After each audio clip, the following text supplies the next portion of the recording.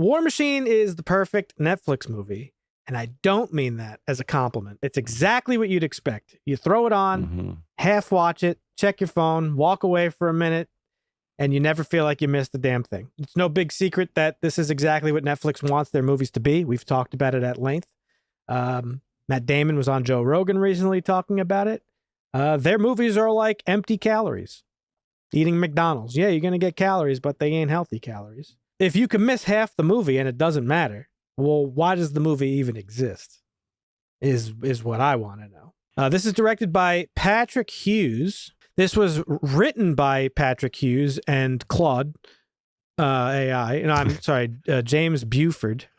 James Buford, yeah, wrote this. James Buford's gonna knock on your door, just like Jade, Silent Bob. Yeah, are you Dan of Earth? Dan _ of Earth. Did you say? So this is starring Alan Ritchson, Jack Reacher himself. Big fan of him. This is about a soldier who he's an army guy and he's an engineer. His brother's also in the army, and there's an attack where they are one day while his brother's like fucking mortally wounded or whatever, and he's trying to carry his brother back to base. And they've made a promise to one another that they will go through the Army Ranger training, which is very hard training, you would imagine, special forces. And so now, unfortunately, his brother died, and now he's trying to fulfill the promise that he made to his brother and just graduate from the Ranger School and just pass that finish line, which he says multiple times. However, unfortunately, during training, there is a mysterious extraterrestrial crash landing of basically the Decepticons come to Earth from Transformers, and there's this Metal Gear Solid looking mech that is just slaughtering everything. This is not a military movie. It is, but not really. This is a survival movie, a survival sci-fi, and it's a mashup of like a lot of other stuff. It has shades of Predator. It has shades of Metal Gear, like I said, in terms of the design of the robot. It's all sorts of shit. But one thing that it is not is a good movie. This has shades of everything. First of all, have you ever seen Battleship? Basically the same plot, except they wanted to throw in some lone survivor, and they wanted to throw in some Predator. And they wanted to throw in, I mean, this feels like the quintessential kitchen sink war movie where like it's aliens, it's AI, it's high tech, it's 1v1, it's 1v all. Like, I don't know how they did it. It's actually impressive that I could list probably a dozen more movies that this segues into. Claude, write me a movie about Army Rangers who are stuck in the field against a alien robot. If you want, I could create a minority character who reveals a closeness to the main character by the end of the movie. I think Alan did a very good job. Did he know? Yeah, I think he did a pretty good job. This made me doubt whether I want him to be Batman, to be honest. I thought he did a pretty good job playing the role that was given to him. I think the writing was a little bit cheesy. Yeah. It was too on the nose. It was too predictable. And I guess they tried to make it unpredictable by throwing every different type of movie scenario you've ever seen in a war movie at it. But they all worked out the way that you thought they would. This movie was fine, but it was not good. I didn't hate it. It's fine. It's just very mid. I told you it was mid. I don't even think it was that, to be honest. But there were some tonal things I liked about it, militarily wise, I guess, because I did sit through and watch it. There were some things I liked. We're not even doing a review of a movie here. We're doing a review of Netflix and their business model and how they, and like, this is it. This is the shit that they want to make. I don't know why. But there are variances in that. What was they put out Dreams. They put out Chris Hemsworth, where he put the guy walking across the bridge. He had to escort the kid or Great whatever. movie. Yeah. The Extraction or whatever. But Extraction, yeah. Netflix put out Train Dreams. How do you put out Train Dreams and then this dog shit? Well, you throw shit at a wall to find what sticks. So question is, why? What do they gain from that? Keeping people on the platform is what it is. That's the goal for everything. Oh, here's a movie that's entertaining enough to just keep it on. Yeah, right? When you talk to people who actually do subscribe, the number one reason that people say subscribe to a company is the current influx of new content. Because if you can't just not stop doom scrolling to find something you haven't seen, well, because then they could cares? do this too. They could make this claim only on Netflix. Like, who cares? Who cares what the it's on? What does that mean to me as a viewer of a movie? I want to watch a good movie. I don't care what platform it's on. This was just straight up not a good movie. I have trouble really saying anything nice about it. Other than maybe the fact that there's like not as much American exceptionalist propaganda that you normally get in movies like this. But even still, there was a lot of like nut hugging Ranger hoorah bullshit in this. We're Rangers. We don't give up. It's like, okay, just bland. And there is the specific strategy to how Netflix makes their movies. They've talked about it. They get like creators are given like directives to be like, hey, reiterate the plot like as much as you can so people don't have to pay attention. Give as little characterization as you possibly, or character building as you possibly can. This checks all the boxes. I couldn't even tell you when the characters were dying. I was like, which one was that again? This movie is so bad. Sure. The characters don't even have names. They're numbers. Yep. Okay? So you don't care about anyone. You're not supposed to. Like I said, you don't even care about the main guy. His character. Well, I mean, he's a guy who, he went through some rough shit and partially believable what he could have tried to do. But then, he goes on the mission. Also believable. I just want to go to Ranger School because I didn't really want to go to Ranger School, but my brother did, and I promised, and now he's dead, and I got nothing left. Yeah.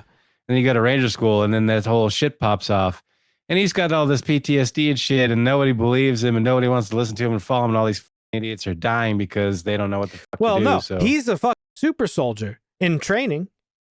Yeah. He's doing all these crazy tasks and going the distance, and he's fucking old, and he's just everybody to shame, and everybody's well, this dude's a hero. He got a silver star. He saved his brother. That's why I said, it's like, I feel like he did a reasonable job of trying to portray that style of, a guy. There's a compelling story here in a better movie, for sure. Yeah.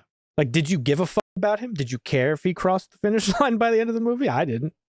I mean, I knew he was going to. Of course, that's why. It's plot armor, so it didn't matter. And they even give him another person to carry across. And save, which is hilarious because I love that guy was just a hindrance the whole movie, in that they have to like carry him through the wilderness in like a stretcher while he's just like passed out. It was the funniest plot device I've ever seen in a movie. Yeah.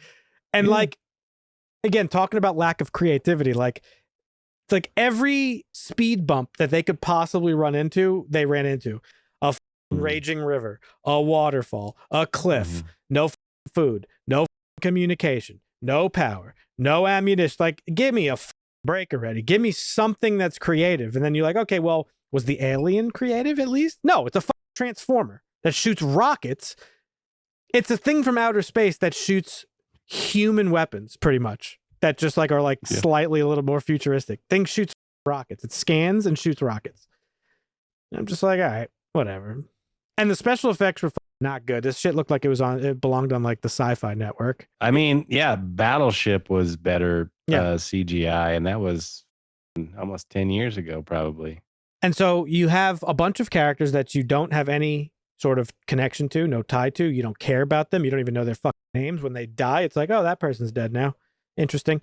Cool. Ah, wow, they got exploded the same way the last guy did. Cool. They weren't even cool deaths. There wasn't even like a variety of deaths either. It's just like they just all exploded. It's like even his character, like he isn't even a likable character. So you can't even like root for him because through the whole movie, he's not even like, they try to do that thing where he's like, oh, he's the outsider and he just wants to get the job done, and everybody like there's camaraderie around him and he's not for it. But like obviously, as the movie goes on, they're gonna connect, and oh man, he's connecting with these guys, and they're all getting picked off one by one. I got that storyline of like that drive of he's got nothing left to do except the will of one thing, and that determination is what's. But by the end, you're just like, all right, cool, he did the thing. Sure, yeah, I knew it was going to happen the whole time. So, like I said, it was very predictable. But the fact that like the way it was told and the way he acted it out, outside of everything that was going on around him, which I thought was preposterous and ridiculous. I thought There was a sliver of goodness in that storyline, which is why I won't say this is a shit film and you shouldn't watch it. It's just mid. It's not great. But it's not bad either. I don't think it's terrible. Well, like I said, it's more of an indictment of Netflix than anything. Yes, it is. It's like, why are they? Why is this their goal to put movies out like this? Like, you would think that if you made better stuff, people would be more inclined to gravitate to your platform, right? Yeah. Mm-hmm. But that doesn't seem to be the case. I don't know. It's very strange to me. It's like a numbers game. It's like, well, hey, we produced this many movies, so like, I don't know. I really honestly have no idea why it is this way. Like, clearly you have a lot of money. You could invest heavily into like really good quality stuff like Train Dreams. So yeah, I'm bewildered by it, befuddled, if you will. The dialogue in this movie was bananas, like just outrageously bad, of like the most generic, like dartboard ass one-liners that you could pack into a movie. There's one scene where there's like a car, like a kind of like a car chase thing happening, and a guy's hanging out the door, and he goes to the driver, "Hold it steady," and she turns around while speeding through the forest in a fucking Hummer for the 48th time. She turns around, takes her eyes off the road, and goes, "I'm working on it." Like, that's the dialogue in this movie. Hold it steady. I'm working on it. Really? And my favorite of the movie was towards the end with the final boss fight, and he goes, "Thermodynamics, motherfucker." What the fuck is he even talking about? Like, this was written by AI. Let's just be honest. And like, the thing is too, is like, he could have literally said anything in that specific scene and it would have served the same purpose. He could have said bacon and eggs, mother. Well, yeah, I mean, I knew how he was going to kill the thing. I actually thought that he was literally going to try and mix up, because he's an engineer, some quick. That was my first note. Seal. My first note of the movie was because I didn't read anything about this. I actually didn't know it was like an alien thing. And as soon as the reveal happens, that's like, oh, it's a mech. I was like, oh, a fucking engineer, a mechanical engineer has to take on a fucking mech alien. I was like, cool, man. Like, give me a fucking break. Right. Yeah. But yeah, he could have said anything, and that just said coffee and cigarettes, mother. Like, just two random words, mother. Like, it was so stupid. And then also, I don't know if you know. Oh, he also he literally says, "You want a piece of me?" That actually comes out of his mouth. That's like during that like final boss fight. "You want a piece of me?" And also throughout that ending too, I don't know if you noticed it, but like, too good. Like 80% of the shit that he said was ADR'd. And it wasn't even his voice. I'm fairly positive they like AI'd his voice. I don't know. Because it for sure was not his voice. It was definitely ADR'd, and I don't think it was his voice. And it was a lot of these random quips. It was like, what the fuck are we doing here? Like, what is this? Guy survives the craziest shit of all time. Explosions, horrific crashes, waterfalls, missiles, drowning, you name it, this guy survives it. He survived more shit than the guy from, what was that like Finnish movie we watched with the fucking guy with the gold? Sisu. Sisu, yeah. Like, this guy survived everything. I'm not complaining that this is ridiculous. That's fine. I could sit down and watch a ridiculous movie. I could turn my brain off and have some fun with it. But this is like a movie. This is insulting to your intelligence, is what this is. It was not. The action was not that entertaining. It was a little droll. This is how you watch a movie like this. Oh, yeah. Yeah, I don't know. Not much here, honestly, folks, to talk about. It's not much of a movie. It's just literally just like a bunch of random bullshit. And that's the moral of this story. This movie is the perfect Netflix movie. And again, that is not a good thing. That is a bad thing. They're the biggest company on the planet when it comes to movies and stuff. And they have a lot of power and a lot of influence. And like, they just don't care about the art form at all. And it's depressing, really, to be honest. Yeah. There's movies that we've turned off or wanted to turn off while we were watching that we've talked about that are so bad. This one didn't really we both got through it. And so it was mildly entertaining enough that we were able to finish it and not necessarily want to turn off. And that's a mid Netflix movie. And that's the slop that we're wading through is, I guess, what I'm trying to say. Yeah, no, I agree. Which is fine. Yeah. We hit those sometimes, but I'm not trying to be like a pretentious snob. I don't think everything has to be a 10 out of 10 banger. Yeah, no, I'm in agreement. Yeah. There's plenty of movies that I you. like that I know and recognize are bad movies. But this was not. But like the thing with the Netflix model, the movies that they make, it's like they have nothing in them. But I mean, it has a decent rating. It's got a 6.4. That's above mid. So people are enjoying it. I cannot be as favorable. I would give this a 5. This is just like, and that's generous, I think. Calling this mid is pretty generous, but I'll give it a 5. Yeah, I think 5. This is reasonable. What do you think, folks? Yeah. Did you watch War Machine? Did you like it? Do you think we're being a little too harsh?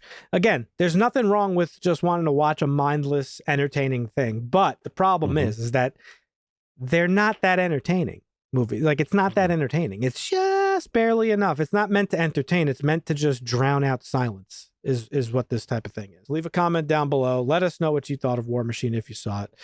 If you haven't seen it, good luck. If you decide to watch it, I hope you get something out of it more than I did. Last time we got together, we watched F1. We were preparing for the Oscars, watching all the Oscar nominees. We didn't watch them all, but we watched F1. If you wanted to check out our thoughts on that, there will be a link right over there.